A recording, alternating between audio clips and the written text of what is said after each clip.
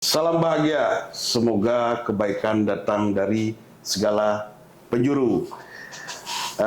Viewers, ketemu lagi kita bersama tokoh Kadin lagi, Bapak Ketut Subawa.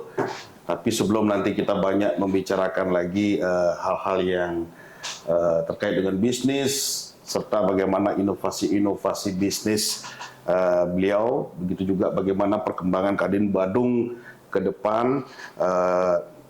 Kita akan banyak berbicara nanti ke depan, tapi sebelumnya saya ingat pernah membaca buku seorang filosof yang bernama Confucius pernah mengatakan bahwa jika ada orang ingin memindahkan gunung, dia mengawali dari memindahkan batu-batu kecil. Nah, itu pernyataan Confucius. Nampaknya mungkin moto itu atau pernyataan itu mungkin sejalan dengan bagaimana seorang I Ketut Subawa ST membangun bisnisnya. Mungkin gitu kira-kira Pak Ketut. Iya. Ya, Pak Ketut. Jadi ini dapat gantian ini Pak Ketut saya wawancarai. Jadi Pak Ketut ini saya kenal adalah berada di bidang periklanan. Kalau tidak salah ya. Iya.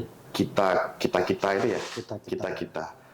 Nah, untuk itu viewers, saya persilakan Pak Ketut perkenalan diri dulu. Nah, terus bidang usahanya apa di Kadin, posisinya seperti apa. Nah, silakan Pak. Baik, terima kasih. Jadi Pak Subakarma, teman-teman, nama saya I Ketut Subawa ST. Jadi saya di Kadin Badung itu sebagai wakil ketua bagian keuangan. Ya, kemudian usaha saya memang bergerak di bidang periklanan, namanya Kita Advertising dan D&D Printing. Saya asli Kerobokan. Ya, jadi memang dari Badung asli.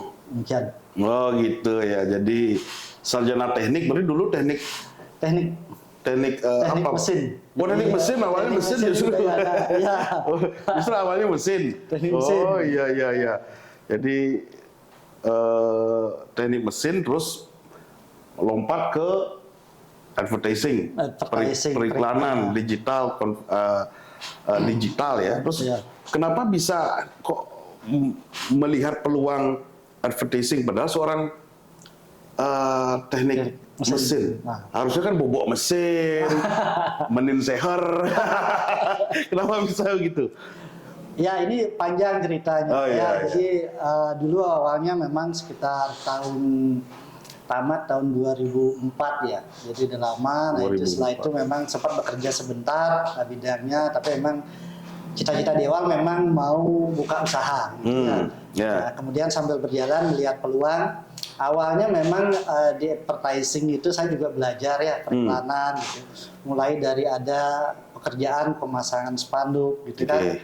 Kemudian berkembang lagi branding event, berkembang ke jenis-jenis periklanan lainnya seperti produksi, konstruksi. Nah, itu secara tidak langsung ya dari awal proses itu ternyata teknik mesin ini, karena teknik mesin juga kita belajar pengelasan juga, konstruksi juga ya. Nah, itu memang kita dasar basicnya salah satunya yang bisa mendukung kita juga di bidang periklanan untuk konstruksi.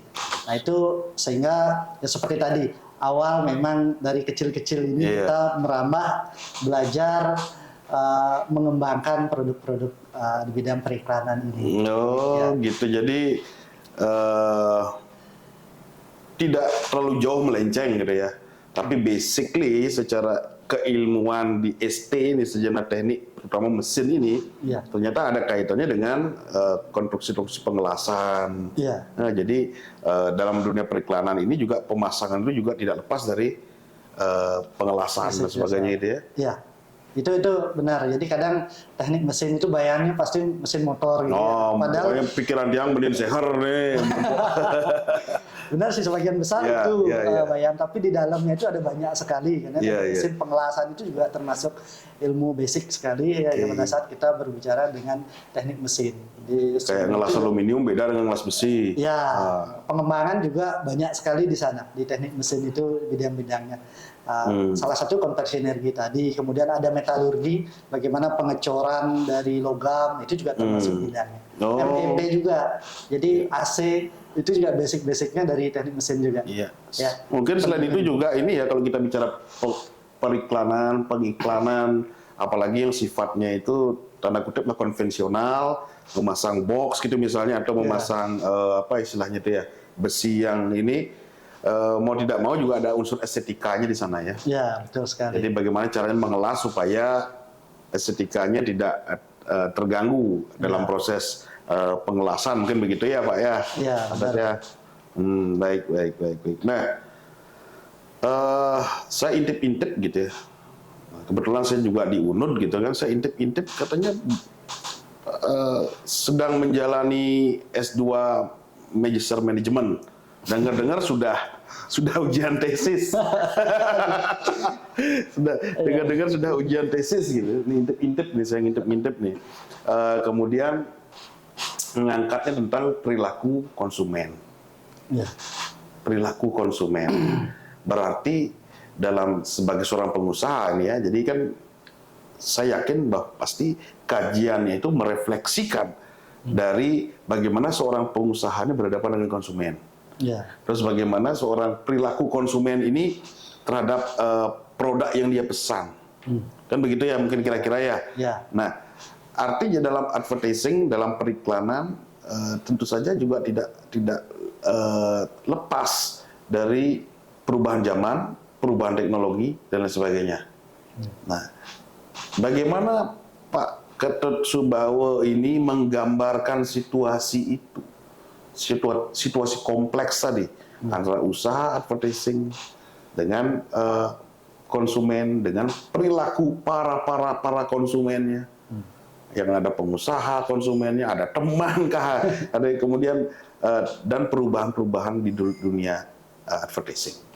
Bagaimana? Oke. Ya kalau bercerita dari awal tadi itu menyambung sebenarnya, jadi kita bergerak di bidang periklanan ini secara teknik itu kita punya basic dasar untuk diproduksi gitu. Nah pada saat kita menjalankan usaha, jadi tentunya kita belajar banyak nih. Pada saat berwirausaha itu tidak bisa kita hanya satu basic ya bidangnya, skillnya, tapi kita harus mulai menguasai bidang-bidang lainnya. Salah satunya di bidang ekonomi. Benar, saya mahasiswa juga sekarang, ya masih aktif, sudah di tahap akhir. Ya, sudah menyelesaikan ujian tesis gitu ya? Ujiannya sudah, tadi sudah ada proses administrasinya. Nah itu bersyukur jadi dapat sambil bekerja, berusaha, kuliah juga malam-malam. Jadi itu salah satu bentuk saya juga seperti tadi kita belajar dunia usaha itu belajar juga di bidang ekonomi. Nah penting sekali kalau bagi saya sendiri selain belajar dengan teman-teman di Kadin secara langsung diskusi. Nah secara teori ya kita dapatkan di bangku kuliah, kita kombinasikan dengan aplikasinya di dunia usaha kita. Ada manajemen yang saya geluti sekarang di bidang sambil manajemen pemasaran. Padahal semua penting sebenarnya. Cuman kan kita harus ambil satu bidang. Nah itu bagaimana kita bergerak melihat teknologi yang berkembang sekarang ini, ya yang sebelumnya kebanyakan teknologi konvensional, jenis periklanan pun jenisnya konvensional, dengan teknologi yang ada. Nah ini mulai berkembang, ya, mulai masuknya teknologi digital, kemudian bahkan periklanan pun mulai berubah dari konvensional ini mengarah ke periklanan digital. Nah kombinasi bagaimana kita menggabungkan itu. Baik. Nah berarti begini, kalau kita bicara konvensional, ya advertising konvensional dan digital itu sebenarnya kalau saya sebagai orang awam melihat advertising atau pengiklanan atau periklanan gitu. Sebenarnya apa perbedaannya, Pak? Kalau kita lihat dari sisi produk lah, apa perbedaannya antara konvensional dengan yang katakanlah yang terbarukan sekarang ini? Ya baik. Nah ini perjalanannya panjang. Saya juga karena terjun langsung itu juga mendapatkan banyak sekali ya perkembangan teknologi.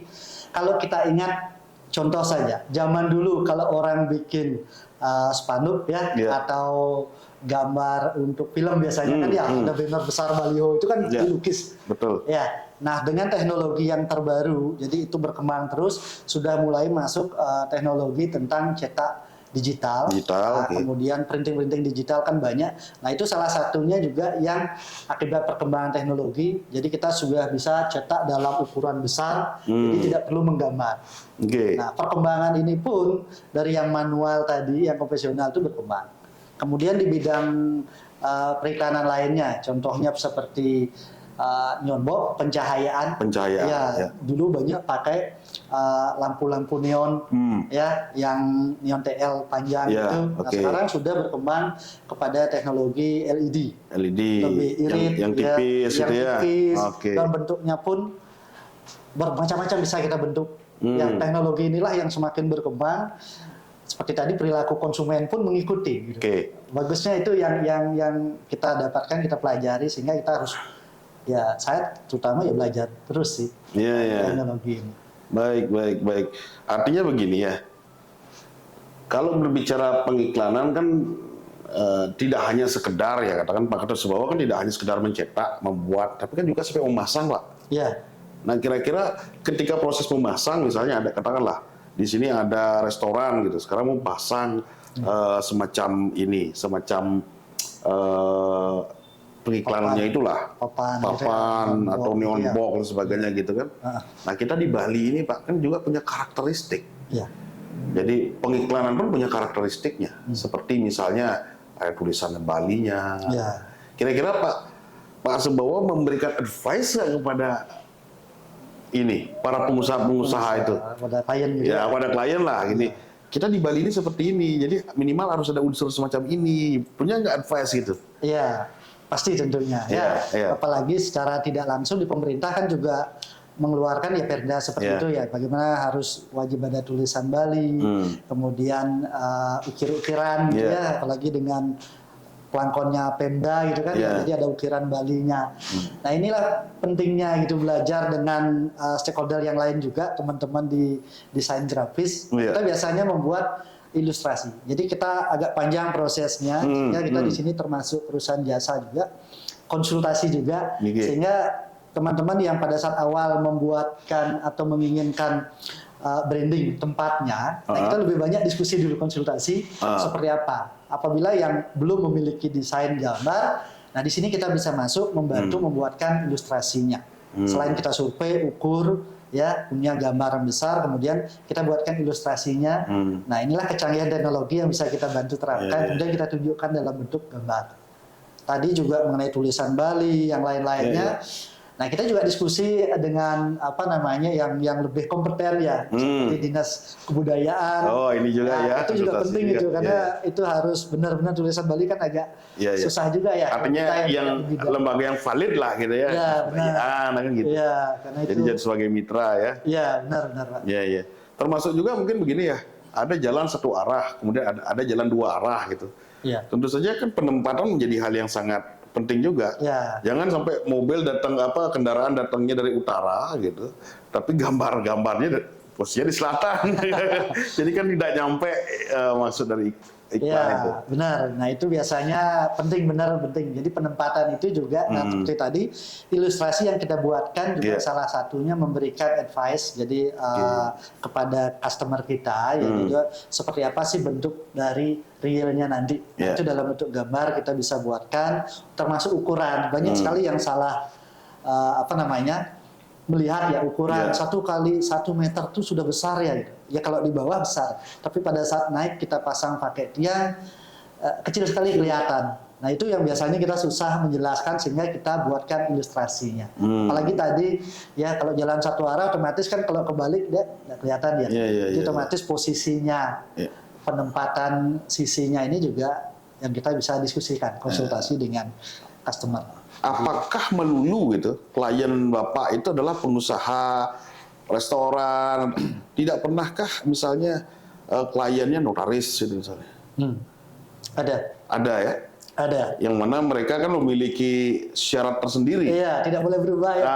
Ya itu ada. Ada ya? Kita beberapa ada juga produksi seperti itu yang memang sudah ada pakemnya, sehingga ya kalau kita ya itu sudah ada aturan, otomatis kita minta data detailnya, kemudian apalagi desain sudah ada, plot pasti kita ikutin sesuai. Iya, Itu lebih mudah malahan kan kita tidak berkreasi lagi ya.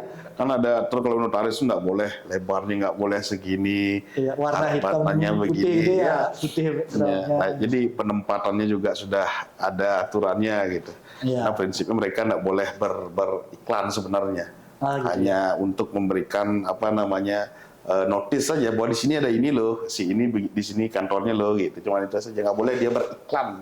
Oh gitu. Nah, itu salah satu aturan yang ada dalam undang-undang lah terkait dengan profesi notaris misalnya. Iya. Nah, selanjutnya nih Pak Dr. Subawo,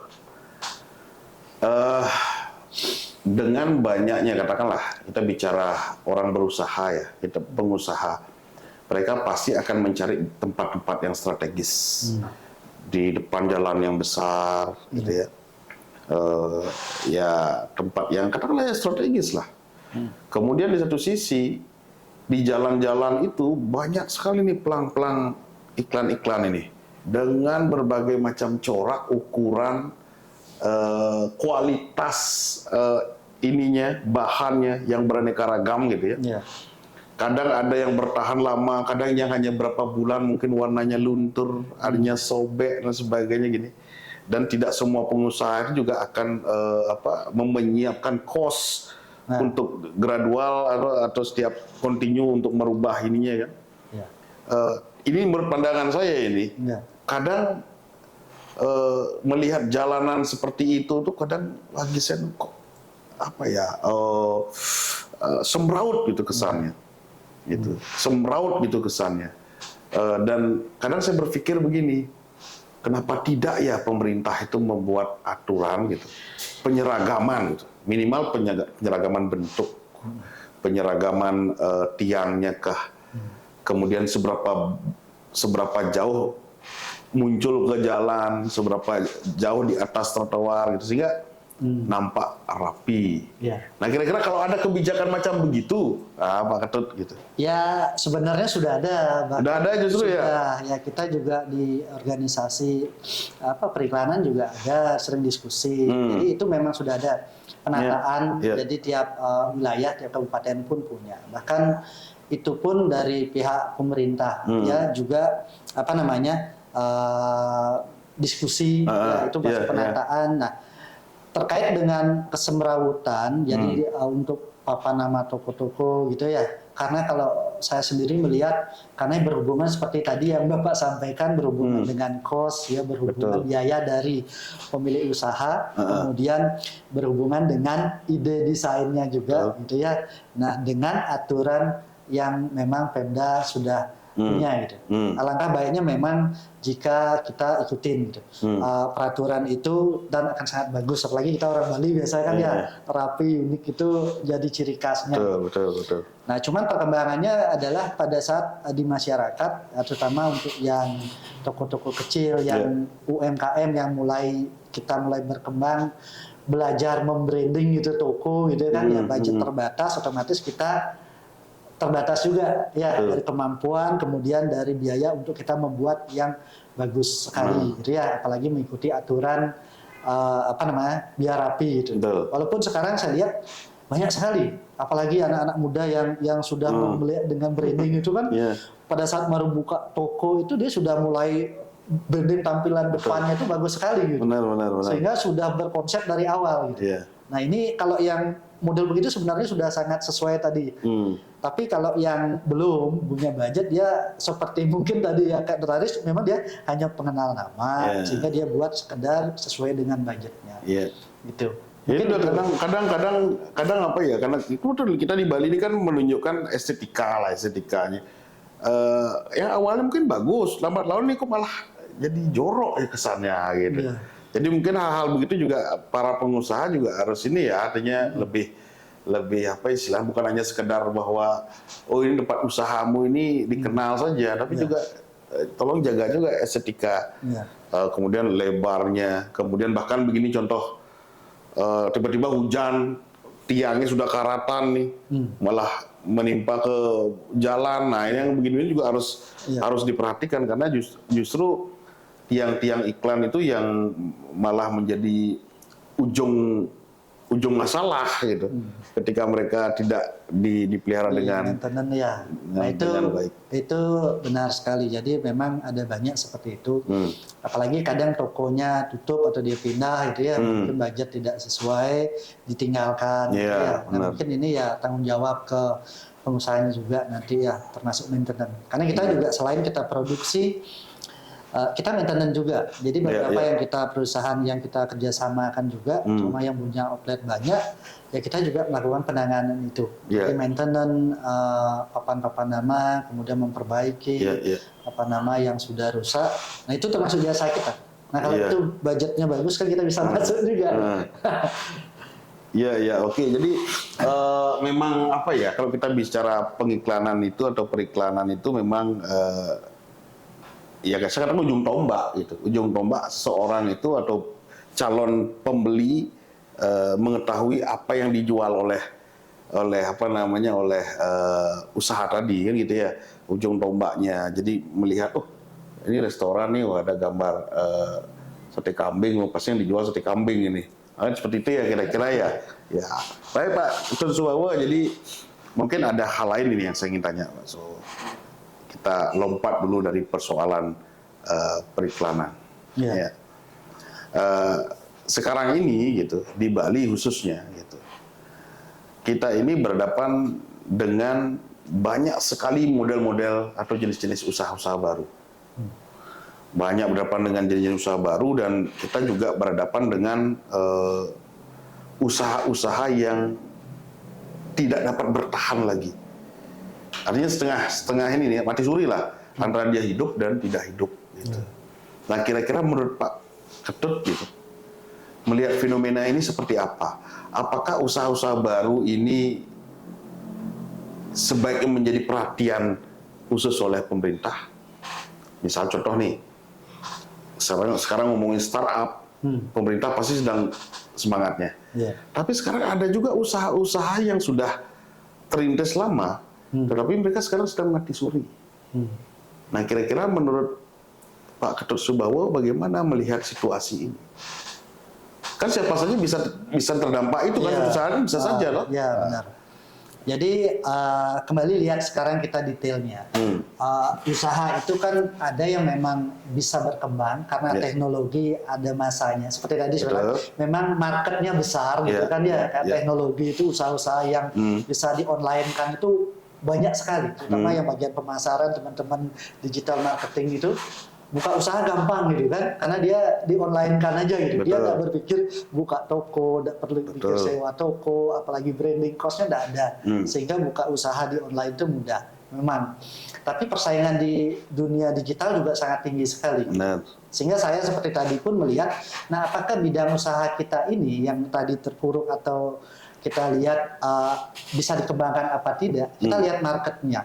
Ya, kalau marketnya ini memang sudah kecil sekali, gitu kan ya, seperti misalnya penjualan handphone elektronik, itu kan teknologi digital sekarang berkembang sekali. Orang jualan belanja sudah lewat teknologi. Nah, apakah toko-toko handphone yang kecil, jualan langsung ke outlet, ya akan mati suri atau gimana gitu. Saya lihat nanti perkembangannya tentu. Apalagi sekarang kita, ini arah perkembangan kita mengembangkan produk kita kemana? Sudah banyak kita lihat sekarang toko handphone jualan mulai aksesoris, habis itu sampai ke motor listrik. Kan ini lagi boom juga kan? Benar. Itu yang arahnya ke sana. Jadi yang memang alat elektronik yang mudah sekali di online kita dapatkan, kita order, kemudian harga juga mudah dibandingkan. Nah tentunya ini marketnya sudah berpindah ke online. Tapi yang offline begini, apakah nanti mati suri kita kembangkan secara personal, kita harus melihat pasarnya lagi. Ya, nah, kemudian kita bandingkan produk kita. Terus bagaimana dengan pemerintah? Ya tentunya pemerintah di sini harus kita ajak diskusi lah. Mungkin Kadin di sini kita paling bagus lah istilahnya, kita bersinergi dengan pemerintah. Kita juga banyak di keanggotaan Kadin yang yang istilahnya seperti tadi Bapak bilang menemukan ya gimana harusnya di pemerintah apakah bisa membuat kebijakan yang mendukung nih. Misalnya kayak di Bandung ini ya. Nah, kita remuk bersama dengan pemerintah apa yang bisa diprogramkan ya pengembangan di pemasarannya atau pelatihan tentang pemasaran. Nah, itu mungkin pemerintah bisa program, kita sinkron lah dengan di Kadin, kita kumpulkan teman-teman kemudian pengusaha UMKM yang mau belajar bersama. Nah, kita diskusi banyak di sana. Mungkin itu salah satu ya bisa kita lakukan melihat dari ya teknologi canggih, perkembangan bagus, tapi ada juga pasti yang terdampak usaha-usaha sehingga dia mandek atau tidak ikuti gitu kan ya. Karena begini Pak, anggaplah gini, dari kecil saya tuh masih ingat di dalam pikiran saya itu, dalam otak saya itu salah satu brand inilah, katakanlah salah satu brand pasar swalayan lah. Wah, kalau dengar di radio dulu iklan sampai sekarang pun saya masih bisa lafalkan gitu. Tapi ini nggak ada sekarang gitu, eksistensi dari ini nggak ada. Tapi iklan tuh masih terngiang tuh di telinga saya itu. Kalau masih saya ingat itu gitu. Nah, kira-kira mall itu ya? Mall ya? Ada mall, ada tempat-tempat. Iya, jadi masih ingat saya, teringat sekali. Iklan-iklan itu masih terngiang di dalam pikiran itu. Cuman eksistensi itu nggak ada gitu. Nah, artinya kan kalau bicara periklanan, apalagi Pak Ketut yang membuat iklannya gitu. Dulu saya pernah buat iklan ini, sekarang usahanya ini gulung tikar gitu. Gimana kira-kira melihat ini? Artinya kan dari ratusan yang sudah dibuat, ribuan iklan sudah dibuat, pasti menghadapi, atau mungkin nggak Pak, pernah Pak Ketut, kita tracking ini masih nggak ada usahanya ini. Ya, itu memang seperti tadi saya jelaskan perkembangan teknologi, ya perilaku dari masyarakat konsumen terutama yang memakai produk ya itu berubah Pak. Teknologi ini berubah, semua berubah. Mall-mall yang menengah kita anggap itu kenapa sepi ya, memang perubahan kita ke mall itu bukan hanya mau belanja ya atau bukan hanya hari raya kita ke mall, tapi memang menjadi lifestyle. Jadi mall pun sekarang berubah, tidak hanya tempat memajang banyaknya produk, perkumpulnya banyak pedagang di sana, tapi bagaimana kita ke sana jalan-jalan gitu ya, healing gitu kan ya, dan menjadi tempat yang enak kayak selfie apa sebenarnya. Nah, ini salah satu teknologi branding ya. Kalau kita di periklanan, nah ini market kita juga gitu kan ya. Ini bagaimana dia menyajikan supaya ke sana itu menarik.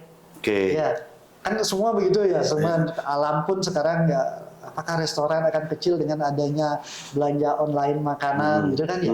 Tidak juga.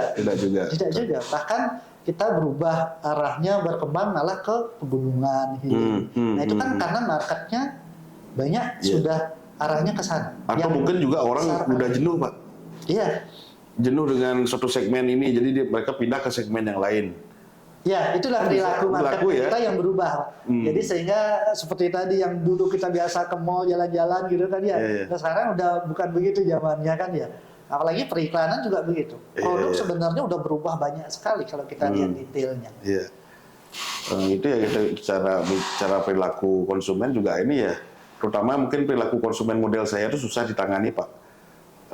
Pingin murah, kualitas bagus. Nah itu semua. Itu semua. Pengen murah tapi kualitas bagus. Iya, cepat lagi satu. Itu kan berbandingan biasanya ya. Semua juga begitu. Itu dasar kayak hak dasar kita sebagai pembeli kan begitu. Pembeli gitu ya.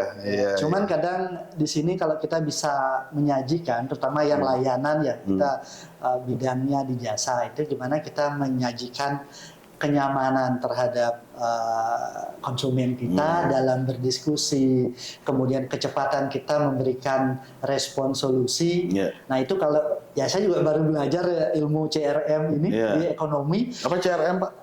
Customer Relationship Management. Jadi Customer Relationship Management. Ya, nah ini juga ini yang sekarang lagi banyak berkembang. Bahkan teknologi pun sekarang banyak aplikasi CRM yang lagi berkembang. Nah, sehingga kita bisa melihat Pak, bagaimana sebenarnya perilaku dari konsumen kita yang menjadi produk kita, arahnya kemana? Ya, dengan harga yang murah, kemudian mintanya bagus dan cepat. Ini sebenarnya kombinasinya dengan CRM ini adalah bisa tidak bisa dengan pelayanan kita yang bagus. Orang tidak akan berlihat dari murah saja. Terus saya mending diskusi dengan Pak Dokter ini, enak saya diskusinya gitu kan, lebih sedikit tidak masalah lagi. Artinya dia mendapatkan value yang lain gitu ya. Ya. Value yang lain terkait dengan ini ya, dengan sesuatu yang dia peroleh gitu ya. Ya. Mungkin produk di sini harganya misalnya 10.000, di sana 9.000, tapi di sini 10.000 plus. Ya, dapat kita diskusi. Pelayanan diskusi. Ya. Saran banyak misalnya itu kan penting sekali. Betul. Sekarang nah itu yang jadi nilai untuk kita tidak hanya berpatokan pada harga, tapi bagaimana kita menjadi konsultasi yang enak juga kan pada customer. Pak Ketut Subawo ini kan adalah pengusaha, tetapi pengusaha yang juga tidak lupa studi lagi gitu ya. Nambah studi gitu. Nah, kira-kira dulu kan kalau saya sebagai seorang akademisi udah sering saya mendengar kata istilah teori di kampus teori gitu. Dan kira-kira menurut Pak Ketut Subawo, apakah teori itu teori saja atau teori itu merupakan sesuatu yang bisa melengkapi usaha atau melengkapi kebutuhan sebagai seorang pelaku bisnis, pelaku usaha? Ya. Jadi ini menarik sebenarnya. Saya juga ditanya ngapain kuliah, ngapain belajar gitu ya. Ya salah satunya memang karena mungkin saya menganggap masih bodoh, itu masih perlu banyak belajar sekali. Karena dunia usaha itu kompleks sekali. Kita tidak bisa melihat dari satu bidang. Oh saya pinter ini melas gitu kan ya. Akhirnya produksi. Akhirnya begitu cara berpikirnya atau memang dari dulu begitu cara berpikirnya? Atau akhirnya begitu cara berpikirnya? Nah, jadi kalau saya pun belajar seperti tadi banyak teori-teori. Kalau saya belajarnya di ekonomi ini penting sekali karena apa? Pemasaran, keuangan, kemudian manajemen, SDM itu masuk di sana. Pada saat kita terjun langsung, nah banyak sekali yang saya tidak tahu gitu. Sehingga ini belajarnya di mana? Kalau buku-buku yang sekarang yang diterbitkan banyak oleh mentor-mentor yang itu memang bagus aplikasi. Tapi teori ini juga menurut saya sih sangat penting sebagai dasar kita paham. Seperti tadi saya baru tahu di ilmunya Pak, itu ternyata mungkin sebagian kita udah jalankan. Sambil minum Pak, Nah, tapi pada saat kita mendapatkan teorinya gitu kan, nah ini kemarin saya jalankan, tapi kok belum maksimal ya, baru dapat, oh ini loh, banyak sekali penjabaran, ilmu-ilmu terapannya setelah itu, yang kita sebagai pelaku sendiri, nah kita bisa jalankan langsung nih teori ini. Ya, kemudian kita buktikan mana yang bisa jalan sesuai usaha kita, sesuai bidang kita, mana mungkin yang tidak bisa kita jalankan. Atau sesuai dengan skala kita gitu ya. Keterbatasan tim kita, kemudian keterbatasan dari sources kita, dari dana itu kan banyak sekali yang harus kita pelajari. Salah satunya itu Pak, yang membuat saya ya belajar aja dari mana aja, kalau saya bisa ambil, udah kita belajar gitu.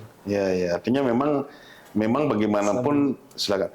Bagaimanapun dalam konteks usaha, meskipun usaha kita sudah running gitu, mau tidak mau secara preventif gitu, secara persiapan, ya kadang ilmu pengetahuan itu memberikan kita alternatif, kadang memberikan kita choice, kadang memberikan kita itu semacam ketika ada di persimpangan, kita ini mau kemana nih, dan bahkan sudah semacam diberikan guideline gitu, atau diberikan semacam petunjuk bahwa jika kamu kesini risikonya akan begini, gitu ya. Benar, itu dah yang terjadi. Jadi kita ada banyak pilihan, apalagi kalau teori kan biasanya udah terbukti ya. Mungkin secara akademisi Pak Dokter lebih memahami. Pada prinsipnya teori itu adalah rekaman-rekaman dari kejadian-kejadian. Nah, yang mungkin di buku atau rekaman-rekaman riset terhadap suatu objek gitu ya. Nah, cuman teori ini kadang diam dia sifatnya statis dia. Nah, tapi praktek-praktek ini yang sifatnya dinamis. Nah, mungkin seperti Pak Ketut Subawo tadi melakukan suatu riset terkait dengan perilaku konsumen dalam konteks advertising. Nah, di buku-buku mungkin adanya cuma advertising konvensional gitu cuman. Nah, cuman sekarang karena ada persoalan advertisingnya, kemudian ada perkembangan zamannya, inovasinya, kemudian bagaimana seorang perilaku dari konsumen dari generasi baby boomers, milenial, generasi Z, ya tentu pasti berbeda kan. Ya. Nah mungkin itu yang menjadi bagian dari perkembangannya dan itu menjadi teori lagi kan gitu. Benar, Ya. jadi pengembangan teori itu penting. Makanya waktu kuliah ini serunya kita yang sebagai pelaku langsung di lapangan mendapatkan banyak ilmu baru. Di akademisi kita cocokkan, ini kayaknya udah kita jalankan. Ini baru lagi nih belajar nanti, gitu kan? Pengembangan di dalam misalnya keuangan, apa yang kita baca. Kalau saya kan ilmu baru, ya. Tapi sebagian kita udah jalankan, sebagian kita harus cari orang yang kita akan ajak mengembangkan usaha kita misalnya di keuangan, gimana caranya membaca laporan, nah segala macam itu dengan belajar kuliah. Nah saya banyak sekali dapat di sana diskusi, malah kayak enak sama sekarang dosen-dosen ya prof yang kita ajak diskusi itu sangat intens sekali. Saya lebih senang gitu, ini dapat benar-benar ya orang yang sudah paham ilmunya dengan kita yang belajar dan langsung jalankan ketemu. Saya banyak usul juga kemarin. Nah kalau ini sering terjadi walaupun kita tidak kuliah tapi terbuka mungkin di akademisi untuk diskusi, ini loh yang sekarang kita perlukan. Nah ilmunya gimana di dunia perkuliahan, terutama mungkin nanti adik-adik kita yang akan kuliah kan dia belajar apa nih, kan udah berubah nih sebagian ilmunya gitu kan ya. Nah terapannya ini udah berubah. Nah ini yang perlu diajarkan mungkin. Nah itu sangat, kalau saya menarik sekali yang begini gitu, sehingga sekarang menjadi aplikasi diskusi dengan akademisi itu enak sekali diskusi nanti. Saya sendiri juga dengan kita bawa podcast ini, saya juga anggap diri saya ini juga belajar, Pak. Jadi saya juga anggap saya ini belajar dari praktisi-praktisinya yang sudah menjalani usaha. Oh ternyata begini lika-likunya gitu. Jadi viewers, jadi sebagaimana yang Pak Iketut Subbawo ST sebentar lagi MM yang akan wisuda mungkin kira-kira bulan Desember kalau nggak salah itu. Desember 2023 kalau nggak salah ya. Biasanya jadwal wisudanya di Udayana itu. Bahwa pendidikan itu akan terus menjadi penerang di dalam kegelapan kan begitu ya. Jadi begitu viewers, jadi mudah-mudahan apa yang disampaikan oleh Pak Ketut Subbawo tadi itu menginspirasi kita semua. Gitu. Pak Ketut, waktu kita keterbatasan waktu lagi Pak Ketut. Iya. Waktu jam itu cepat sekali berjalan. Enak diskusinya ya. Ngomong begini hal-hal yang simpel sebenarnya, cuman ya memang dinarasikan. Kalau tidak seperti itu ya tidak ada legasinya. Tidak ada apa untuk masyarakat, untuk generasi berikutnya gitu. Jadi Pak Ketut, sebelum segmen ini kita akhiri ya karena keterbatasan waktu, mungkin ada semacam closing statement dulu.